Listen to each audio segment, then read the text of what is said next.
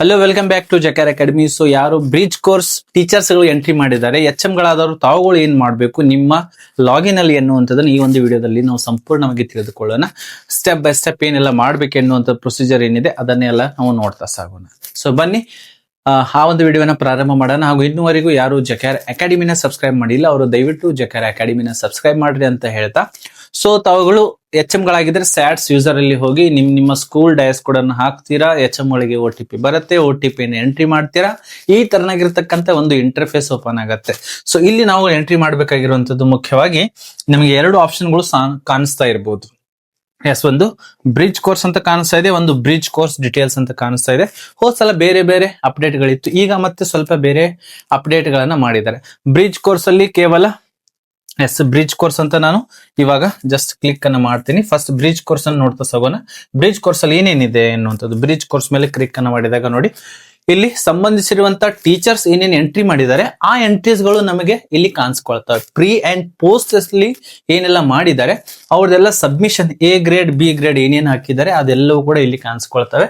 For example Kannada ಮಾಧ್ಯಮ class ಯಾವ್ದಿದೆ, 10th ಕ್ಲಾಸ್ನೇ ತೆಗೆದುಕೊಂಡು ಬಿಡೋಣ.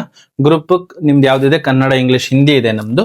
ಸೆಕ್ಷನ್ A ಸಬ್ಜೆಕ್ಟ್ ಹಿಂದಿಯನ್ನು ತೆಗೆದುಕೊಳ್ತೀನಿ. ಸೊ ಡೇಟ್ ಟೀಚರ್ಸ್ಗೆ ಒಂದ್ಸಲ ಕೇಳ್ಕೊಳ್ಳಿ ಯಾವ ಡೇಟ್ ಅನ್ನು ಎಂಟ್ರಿ ಮಾಡಿದ್ದಾರೆ, ಅಥವಾ ಬೇರೆ ಡೇಟ್ ಹಾಕಿದ್ರೆ ಮೇ ಬಿ ತೆಗೆದುಕೊಳ್ಬಹುದು. ಅದನ್ನ ಟ್ರೈ ಮಾಡಿಲ್ಲ. ಸೊ ಅವರು 3rd ಜೂನ್ಗೆ ನಾನೇ ಹಾಕಿರುವಂತದ್ದು. ಸರ್ಚ್ ಅನ್ನ ಕೊಡ್ತೀನಿ. ಪ್ರತಿಯೊಂದು ಸಬ್ಜೆಕ್ಟ್ಗೆ ಟೀಚರ್ ಎಂಟ್ರಿ ಮಾಡಿರ್ಬೇಕು, ಅವಾಗ ಮಾತ್ರ ಇಲ್ಲಿ ಶೋ ಆಗುತ್ತೆ. ಸೊ ಇಲ್ಲಿನೂ ಕೂಡ ಹೋದ್ಸಲ ಎಸ್ ಆರ್ ನೋ ಅಂತ ಕಾಣ್ತಾ ಇತ್ತು. ಸೊ ಇವಾಗ ಏನ್ ಕಾಣಿಸ್ಕೊಳ್ತಾ ಇದೆ, A and B ಗಳು ಕಾಣಿಸ್ಕೊಳ್ತಾ ಇದಾವೆ. ಇಲ್ಲಿನೂ ಸಹಿತ ಬೈ ಚಾನ್ಸ್ ಟೀಚರ್ ಅಲ್ಲಿ ಏನಾದ್ರೂ ಫೈನಲ್ ಸೇವ್ ಅನ್ನ ಮಾಡಿದ್ರೆ ಟೀಚರ್ ಲಾಗಿನ್ ಅಲ್ಲಿ ಎಚ್ ಎಂ ಗಳಾದವರಿಗೂ ಕೂಡ ಇಲ್ಲಿ ಒಂದು ಅವಕಾಶ ಇರುತ್ತೆ. ಟೀಚರ್ ಗಳಿಗೂ ಕೂಡ ಇಲ್ಲಿ ಅವರು ಬಂದು ತಿದ್ದುಪಡಿಯನ್ನ ಮಾಡ್ಕೊಳ್ಬಹುದು. ಎಚ್ ಎಂ ಆದವನು ಕೂಡ ಇಲ್ಲಿ ತಿದ್ದುಪಡಿಯನ್ನು ಮಾಡ್ಕೊಳ್ಬಹುದು. ನೋಡಿ ಇಲ್ಲಿ B ತೆಗೆದುಕೊಂಡಿರುವಂತ ವಿದ್ಯಾರ್ಥಿ ಅವ್ರ ಟೀಚರ್ಸ್ ಏನೆಲ್ಲ ಎಂಟ್ರಿ ಮಾಡಿದ್ದಾರೆ ಅದೇ ಸೇಮ್ ಟು ಸೇಮ್ ಇಲ್ಲಿ ಬರುತ್ತೆ. ಇದನ್ನ ಒಂದ್ಸಲ ನೋಡ್ಕೊಂಡು ಮೇ ಬಿ ಮತ್ತೆ ಏನಾದ್ರು ಚೇಂಜಸ್ ಇದ್ರೆ ಚೇಂಜಸ್ ಕೂಡ ಮಾಡ್ಕೊಳ್ಬಹುದು. ಸೊ ಇದನ್ನ ಹೆಚ್ಚಿಗೆ ನಾನು 50 ಪರ್ ಪೇಜ್ ಮಾಡ್ಕೊಂತೀನಿ. ಎಷ್ಟು ಜನ ವಿದ್ಯಾರ್ಥಿಗಳಿದ್ದಾರೆ ಅಷ್ಟೆಲ್ಲರದು ಕೂಡ ಸೇಮ್ ಆಗತ್ತೆ. ಸೇಮ್ ಅವ್ರಿಗೆ ಕೊಟ್ಟಿರುವಂತದ್ದು ಇದೆಲ್ಲ ಟ್ಯಾಲಿ ಆಗ್ತಾ ಇತ್ತು ಅಂದ್ರೆ ತಾವುಗಳು ಜಸ್ಟ್ ಏನ್ ಮಾಡ್ಬೇಕು, ಸೇವ್ ಅನ್ನ ಮಾಡ್ಬೇಕಾಗಿರುವಂತದ್ದು. ಹೀಗೆ ಪ್ರತಿಯೊಂದು ಸಬ್ಜೆಕ್ಟ್ ನಾನು ಹಿಂದಿ ತೆಗೆದುಕೊಂಡಿದ್ದೀನಿ, ಪ್ರತಿಯೊಂದು ಟೀಚರ್ಸ್ನು ಕೂಡ every class, every teacher, every subject ಸರಿನಾ ಅವ್ರದ್ದು ಸರ್ಚ್ ಅನ್ನ ಮಾಡಿ ಈ ತರ ನೋಡ್ಕೊಂಡು ಸೇವ್ ಅನ್ನ ಮಾಡ್ಬೇಕಾಗಿರುವಂತದ್ದು. ಸೊ ಇದು ಕ್ಲಿಯರ್ ಆಯ್ತು ಅಂತ ಅನ್ಕೊಂತೀನಿ. ಇಷ್ಟು ತಗೊಳ್ಳೋ ಮಾಡ್ಬೇಕಾಗಿರುವಂತದ್ದು ಇದು ಎಲ್ಲಿ, ಬ್ರಿಡ್ಜ್ ಕೋರ್ಸ್ ಅಲ್ಲಿ. ಇನ್ನು ಬ್ರಿಡ್ಜ್ ಕೋರ್ಸ್ ಡೀಟೇಲ್ಸ್ ಅಂತ ಇದೆ.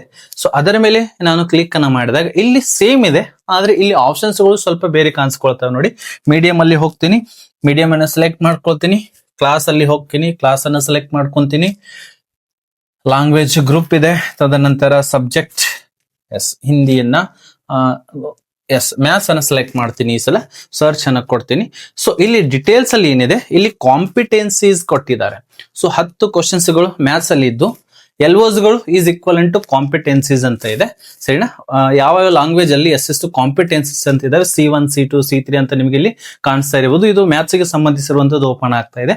ಸೊ ಇಲ್ಲಿ ಡಿಟೇಲ್ಸ್ ಅಲ್ಲಿ ಆ ಒಬ್ಬ ವಿದ್ಯಾರ್ಥಿ ಸಂಪೂರ್ಣವಾಗಿ pre test and post test ಅಲ್ಲಿನೂ ಕೂಡ ಅವನು ಏನನ್ನ ತೆಗೆದುಕೊಂಡಿದ್ದಾನೆ ಅಂದ್ರೆ ಎಸ್ ಅಂತ ನಾವು ಇಲ್ಲಿ ಸೆಲೆಕ್ಟ್ ಮಾಡಬೇಕು. ಫಾರ್ ಎಕ್ಸಾಂಪಲ್ ಅವನು ಪೋಸ್ಟ್ ಟೆಸ್ಟ್ ಅಲ್ಲಿ ಕೂಡ B ಅನ್ನೇ ತೆಗೆದುಕೊಂಡಿದ್ದಂದ್ರೆ ನೋ ಅಂತ ಮಾಡ್ಬೇಕು. ಅಂದ್ರೆ ಈ ಒಂದು ಕಾಂಪಿಟೆನ್ಸಿ ಏನಿದೆ ಅದನ್ನ ಅವನು ಸಾಧಿಸಿಲ್ಲ ಎನ್ನುವಂಥದ್ದು. ಸೊ ಸದ್ಯದ ಮಟ್ಟಿಗೆ ಇಲ್ಲಿ ಗ್ರೇಡ್ ಅದು ಕಾಣಿಸ್ಕೊಳ್ತಾ ಇಲ್ಲ, ಕಾಂಪಿಟೆನ್ಸೀಸ್ ಗಳು ಮಾತ್ರ ಕಾಣಿಸ್ಕೊಳ್ತಾ ಇದ್ದಾವೆ. ಸೊ ಮೇ ಬಿ ಇದನ್ನ ಇನ್ನು ಅಪ್ಡೇಟ್ ಮಾಡ್ತಾರೆ ಸರಿ. ಇಲ್ಲಿ ಏನು ಸೇವ್ ಅದು ಏನೂ ಬರ್ತಾ ಇಲ್ಲ. ಸೊ ಇದನ್ನ ಒಂದ್ಸಲ ತಾವು ಎಂಟ್ರಿಯನ್ನ ಮಾಡಿ ಎಸ್ ಅಂಡ್ ನೋ ಅಂತ ಹೇಳಿ. May be after 28 of June ಇಲ್ಲಿ ನಿಮಗೆ ಇಲ್ಲಿ ಕಾಣಿಸ್ಕೊಳ್ಳಬಹುದು ಬ್ರಿಡ್ಜ್ ಕೋರ್ಸ್ ರಿಪೋರ್ಟ್ ಅಂತ, ಅಥವಾ ಅಸೆಸ್ಮೆಂಟ್ ಎಂಟ್ರಿ ರಿಪೋರ್ಟ್ ಅಲ್ಲಿ ಇಲ್ಲಿ ಸ್ಕೂಲ್ LB ಅಂತ ಕಾಣ್ತಾ ಇದೆ, school LB student LB process ಅಂತ ಕಾಣ್ತಾ ಇದೆ. ಇಲ್ಲಿ ಮುಂದ್ಗಡೆ ಬ್ರಿಡ್ಜ್ ಕೋರ್ಸ್ ರಿಪೋರ್ಟ್ ಅಂತ ಬರಬಹುದು, ಅಥವಾ ಸ್ಪೆಷಲ್ ಆಗಿ ಇಲ್ಲಿ ಬೇರೆ ಕಡೆ ಒಂದು ಏನ್ ಮಾಡ್ತಾ ಇರಬಹುದು, ರಿಪೋರ್ಟ್ ಬಗ್ಗೆ ಬ್ರಿಡ್ಜ್ ಕೋರ್ಸ್ ರಿಪೋರ್ಟ್ ಅಂತ ಒಂದು ಹೊಸ ಆಪ್ಷನ್ ಬಿಡಬಹುದು. ಯಾವಾಗ ಬಿಡಬಹುದು ಅಂದ್ರೆ ಆಫ್ಟರ್ 28th ಆಫ್ ಜೂನ್. ಏಕೆ ಅಂದ್ರೆ ಇಲಾಖೆಯವರು 25th ಏನ್ ಮಾಡಿದ್ದಾರೆ, ಲಾಸ್ಟ್ ಡೇಟ್ ಅನ್ನು ಕೊಟ್ಟಿದ್ದಾರೆ. 26th ಆನ್ಲೈನ್ ಹಾಕೊಳ್ಳುವಂತದ್ದು ಟೀಚರ್ಸ್ ಲಾಗಿನ್ ಅಲ್ಲಿ ಫ್ರೀಸ್ ಆಗತ್ತೆ. ಅಲ್ಲಿ ಮತ್ತೆ ಅವರು pre test and post test ಅಂತೂ ಹಾಕೋದಕ್ಕೆ ಬರೋದಿಲ್ಲ, ಅಲ್ಲಿ ಲಾಕ್ ಆಗಿಬಿಡತ್ತೆ. By chance 26th of June ವರೆಗೂ ಕೂಡ ಯಾವ ಶಾಲೆ ಮಾಡಿಲ್ಲ ಅಂದ್ರೆ ಎಂಟ್ರಿಯನ್ನ ಮಾಡಿಲ್ಲ ಪೋಸ್ಟ್ ಟೆಸ್ಟ್ ಅಂದ್ರೆ ಆ ಒಂದು ಶಾಲೆಯಲ್ಲಿ ಬ್ರಿಡ್ಜ್ ಕೋರ್ಸ್ ನಡೆದಿಲ್ಲ ಎನ್ನುವಂತ ಸ್ಪಷ್ಟವಾಗಿ ಇಲಾಖೆ ಹೇಳಿದೆ, ಅವ್ರ ಮೇಲೆ ಆಕ್ಷನ್ ಆಗುತ್ತೆ.